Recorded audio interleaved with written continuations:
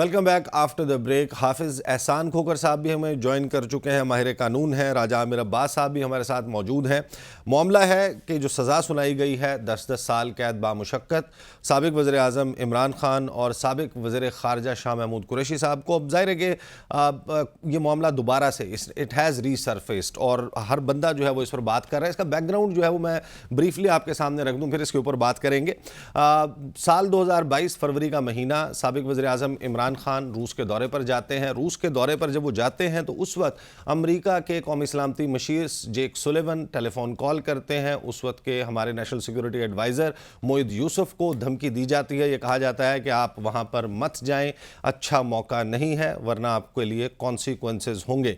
बावजूद इसके कि कॉन्सिक्वेंसेस का अमेरिका की तरफ से कहा गया, दौरा जारी रहता है। दौरे से जब वापस आते हैं उसके बाद की सिचुएशन आपके सामने है कि पाकिस्तान में एक ऑलरेडी दाखिली वजूहात मौजूद थी और अपोजिशन बड़े अरसे से खिचड़ी पका रही थी कि इमरान खान को डी सीट करना है, इक़्तिदार से बेदखल करना है, ख़ुद आना है और कुछ बहुत ही अहम फ़ैसले, अपॉइंटमेंट्स के फ़ैसले कम अज़ कम इमरान खान को नहीं करने देने।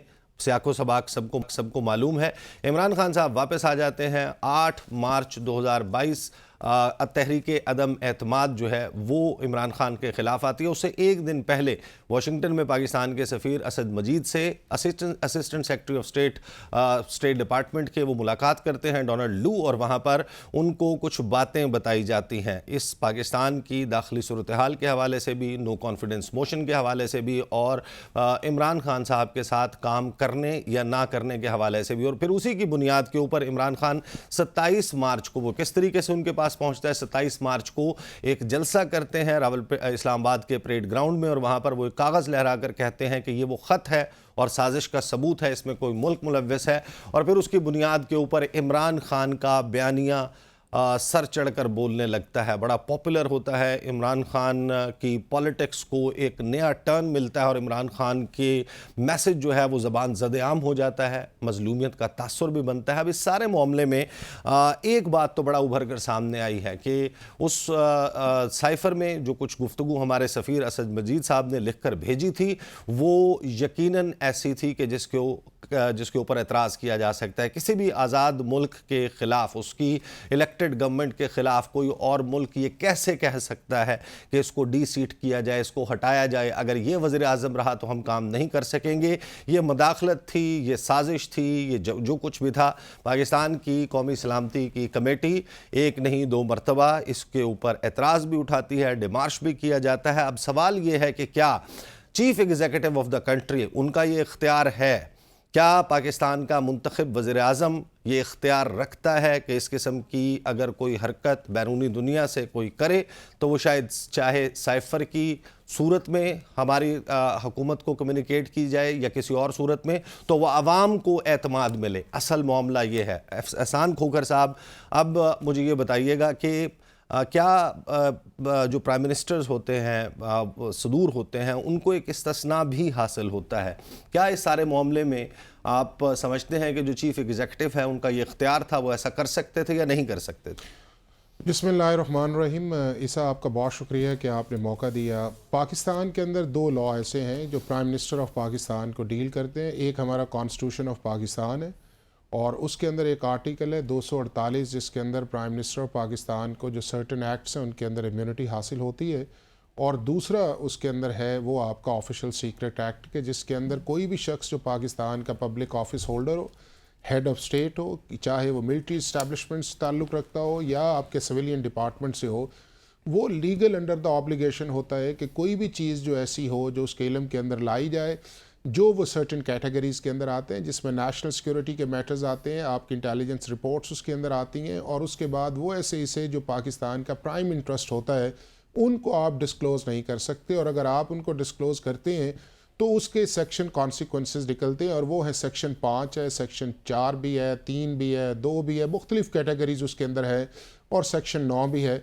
और उसके अंदर एक पनिशमेंट प्रिस्क्राइब की गई है जो 3 साल से लेके जो है वो डेथ तक उसको दी जा सकती है। अब अगली जो चीज़ ये है कि क्या पाकिस्तान के प्राइम मिनिस्टर को जो ऑफिशियल केबल्स हैं, जो डिप्लोमेटिक केबल्स हैं, उनके ऊपर इस्तेहकाक है या नहीं है यही वो एक क्वेश्चन मार्क है जिसको लेके आगे जाया जा रहा है।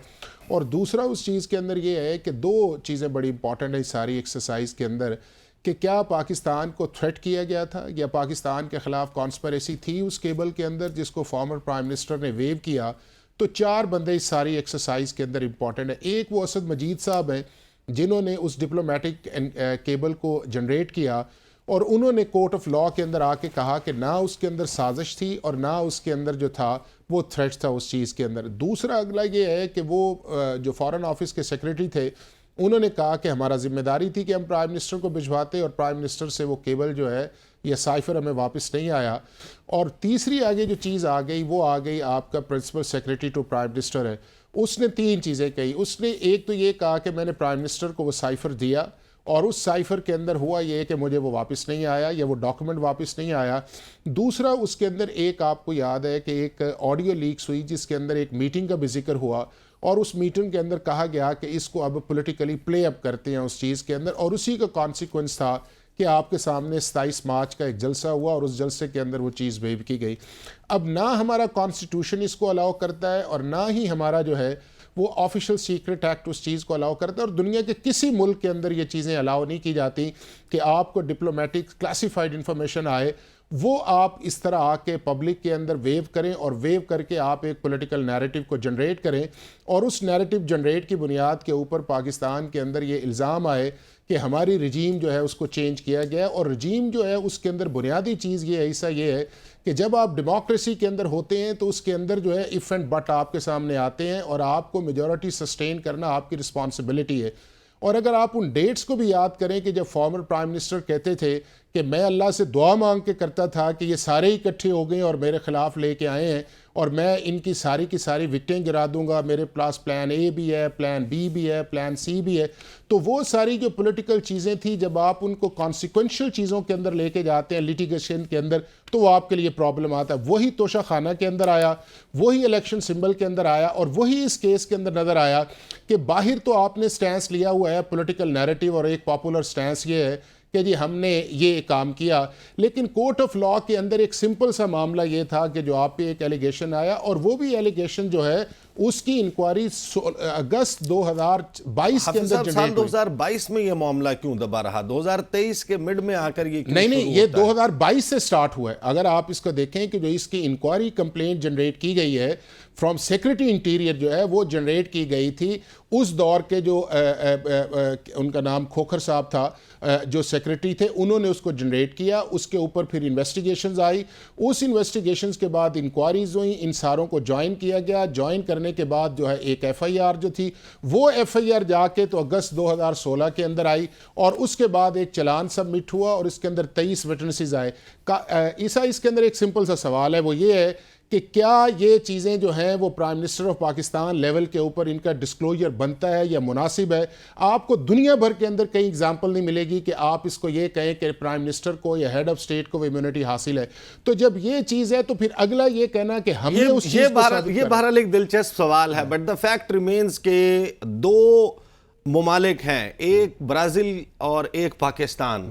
بدھ کے روز جس دن عمران خان صاحب فروری کی 23-24 تاریخ کو جب پہنچے ماسکو، اس سے ایک بدھ پہلے برازیل کے صدر جائر بولسنیرو بھی وہاں پر پہنچے تھے. دونوں کو کانسیکوینسز کا کہا گیا تھا. دونوں اس وقت اقتدار میں موجود نہیں ہیں. برازیل میں لولا ڈے سلوا آ چکے ہیں، عمران خان بھی ڈی سیٹ ہو گئے تھے، اور اس سارے معاملے کو عمران خان نے سیاسی طور پر بہرحال استعمال کیا. لیکن کیا سیاستدان کو یہ سیاست کرنے کی یا اس طرح کی سیاست کرنے کی اجازت ہونی چاہیے؟ That is the actual question. Raja Aamir Abbas صاحب مجھے یہ بتائیے گا کہ جو انفارمیشن تھی اس میں وہ سامنے آئی، سائفر جو کوڈڈ ڈاکیومنٹ ہے وہ تو کسی کی نظر میں نہیں آیا. تو کیا جو جن سیکشنز کے تحت بہرحال اگر 10 سال کے عد سنائی گئی ہے تو اس میں یقیناً سیکشن 5(3)(b) یا دیگر سیکشنز جو ہیں ان کو یہ 3 سیکشن ہے، سیکشن 5 ہے، سیکشن 9 ہے، اور پی پی سی کا 34 ہے. ہاں، ان کو انوالو کیا گیا ہوگا. تو وہ جو ڈاکیومنٹ ہے اس کے حوالے سے آپ کی کیا انڈرسٹینڈنگ ہے، خاص طور پر جب آپ جسٹس اطہر من اللہ صاحب نے جب اسی کیس میں ضمانت والا مقدمہ سنا تھا، اس میں تو ان کے جو ریمارکس تھے اس کے مطابق تو اتنا سنگین نوعیت کا جرم نہیں تھا.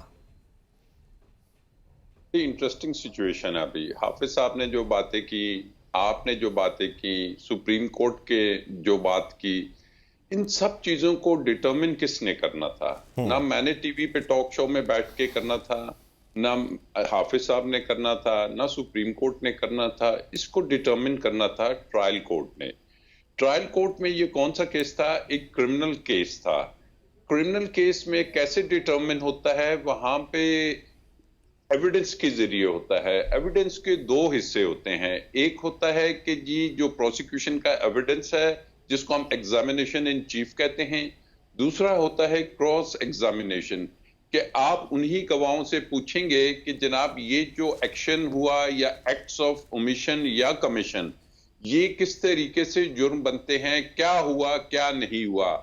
तो वो प्रोसेस ने डिटरमिन करना था। फिर किसी भी क्रिमिनल केस में जो सबसे इंपॉर्टेंट चीज कोई जज करता है वो ये करता है कि क्वेश्चन फॉर डिटर्मिनेशन, कि हमने डिटरमिन क्या करना है। उसके बाद जाके on the basis of prosecution evidence, फिर कोई डिफेंस वाले अगर अपना एविडेंस लाना चाहते थे उसको देखा जाता। ये हम और आप टीवी पे नहीं डिटरमिन कर सकते। ये जिस फोरम पे था उस फोरम ने इसको डिटरमिन करना था। अनफॉर्चुनेटली क्या हुआ है इस पूरे केस में कि आई एम 100% श्योर, अभी इसकी केस फाइल आ जाएगी सामने, कि ये जिस डॉक्यूमेंट का जिक्र हो रहा है इन तमाम जगहों पे, क्या किसी ने उसको देखा कि उसके कंटेंट्स क्या थे, कि क्या वो नेशनल सिक्योरिटी, इंटेग्रिटी या उससे कोई रिलेटेड था? क्या जज साहब, अब जज साहब किसी कमरे में बैठ के तो उसको नहीं देख सकते, ना फॉरेन ऑफिस जाके, क्योंकि उन्होंने केस की जो मिसल होती है फाइल पे उसको लाना है कि जी ये है वो डॉक्यूमेंट, जिसको भले से आप वकला को भी ना दिखाइए लेकिन जजमेंट में आए और आप बताएं कि इसके कंटेंट्स जो से हैं वो डायरेक्टली रिलेटेड हैं नेशनल सिक्योरिटी से। This thing is missing. Then the trial में जो क्रॉस एग्जामिनेशन है, जिसमें इन तमाम सवालात के जवाब किसने देने थे, वो जो हमारा कंप्लेनेंट है सेक्रेटरी इंटीरियर, उसने कोई जवाब नहीं देना था, क्योंकि वो उसका कस्टोडियन नहीं था। वो तो फॉरेन ऑफिस की वो एसओपीज जो कि रिलेट करती हैं किसी भी साइफर से या केबल से नहीं जानता था। तो उससे पूछा जाना था कि भाई आप कंप्लेनेंट कैसे बने हैं, आपका क्या ताल्लुक है, आपको पहली दफा इंफॉर्मेशन किसने दी। और फिर फॉरेन ऑफिस के जितने भी एम्प्लॉइज थे उनसे बहुत सी चीजें पूछनी थी, उनके जवाबात आने थी, बहुत सी चीजों ने सरफेस करना था। एंड टू मी ईसा this is the only reason कि उन क्रॉस एग्जामिनेशन से छुपने के लिए सरकारी वकला को लाया गया, उस क्रॉस एग्जामिनेशन के प्रोसेस को खत्म किया गया, क्योंकि ये एक ऐसी सुबकी होनी थी दुनिया भर में कि जी पाकिस्तान में ये क्या हो रहा है।